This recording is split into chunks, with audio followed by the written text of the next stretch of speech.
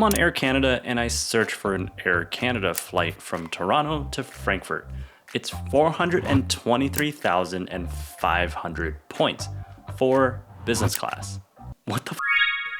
But if I zoom out and don't fly Air Canada and I book a Lufthansa flight instead on the same route on the same day, it's 60,000 miles. A way better deal, and I'm maximizing my points. This happens with American Airlines too. DFW to Haneda, Tokyo on American Airlines website on an American Airlines operated flight is 450,000 miles. Meanwhile, the Japan Airlines flight on the same route on the same day is 60,000 miles.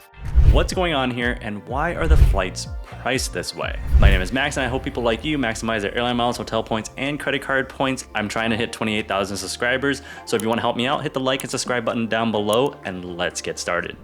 What I just showed you with the huge difference in flight prices is called dynamic award pricing, and it's best explained if I show you Air Canada's award chart. This is Air Canada's award chart. From the North America region to the Atlantic region, it's based on distance and class of service. Let's take business class, for example, from Toronto to Frankfurt. That flight is just under 4,000 miles, so we'll look at this row up here. The row here says operated by. That means whoever's branding is on the outside of the plane, that means whoever it's operated by. If the outside of the plane is Air Canada's branding, it's Air Canada. If the outside of the plane is Lufthansa branding, that means the flight is operated by a partner airline. The Air Canada row has a range 60,000 to 160,000 points. Since this is a range, this is called dynamic award pricing. Air Canada can flex the points price within this range. They can charge you whatever they want, whenever they want, however they want within this range. Well, in our case, it's outside the range. That's how f***ed up things are, but that's just the way they are for no explainable reason. Meanwhile, partner airlines are just 60,000 points. It's a fixed price. It's always going to be that fixed price. That's how we arrive at 60,000 points for the Lufthansa flight and 423,500 points for the Air Canada flight. Miles and points people like myself, we loved fixed pricing because it's easier to predict.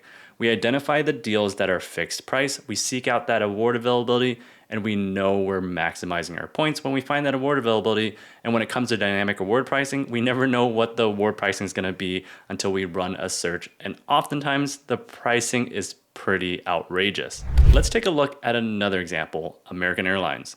You probably saw, or maybe you didn't see, that all the headlines that American Airlines is going full dynamic award pricing. Well, they've had dynamic award pricing for a while now. It's just now official. And let's do the same thing again here. This is American Airlines award chart for American airline flights. The prices don't look dynamic, but they actually are, because up top here it says starting at, which means they can start this low and go up to however high they feel like.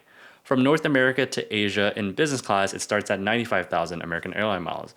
Well, if we pull up the partner award chart, it's still fixed pricing. There's no price range. There's no starting at, and from the US to Asia, it's 60,000 American airline miles in business. If I show you the search results from Dallas Fort Worth to Tokyo again, it's 60,000 on Japan airline flights. Meanwhile, the American Airlines flight is in the 400,000s. Sometimes the key to maximizing your points is to book partner airlines. Air Canada Aeroplan points might not be the best for Air Canada flights, and American airline miles might not be the best for American airline operated flights. Often I find myself searching on airline websites for award availability, not for the airline's website that I'm on, but for partner airlines. That's a little strategy that I go in more depth in my course, where I teach how to search for award availability like a pro to maximize your airline miles and credit card points. If you're interested in checking out the course, you can go to this URL or check the link in the video description. I hope you found this video helpful. Go check out some more of my videos if you want to learn more about how to maximize your points, and I'll see you guys in the next video.